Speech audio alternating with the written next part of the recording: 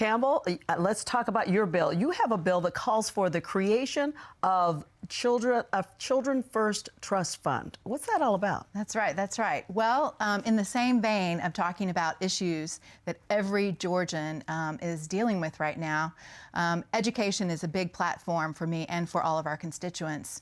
But early learning is a place where we have an enormous gap. So we have a couple of things happening. So any parent in Georgia will probably tell you, most of us are working, right?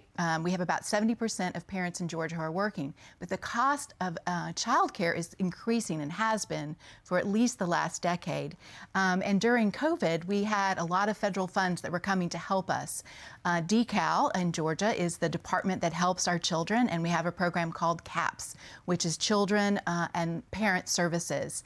And these funds were going to help the parents who are struggling the most to cover the high rising cost of childcare. Well, that funding ended this past fall. And so we have an enormous gap to fill and make sure that our parents can get the coverage that they need.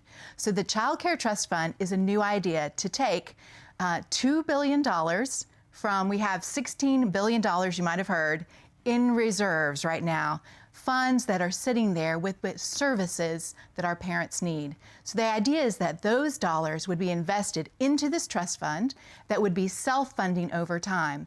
And as the fund grows, we could then help more and more parents cover the important cost of early learning and childcare.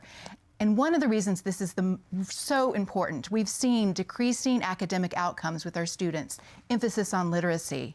And we know that early learning, that the brain development, all the science shows us that the most learning that happens is in that 0 to 3, 0 to 5 time frame. So that's why I've introduced this bill to really put emphasis on early learning and prioritize that here in the state of Georgia. Okay, we'll keep up with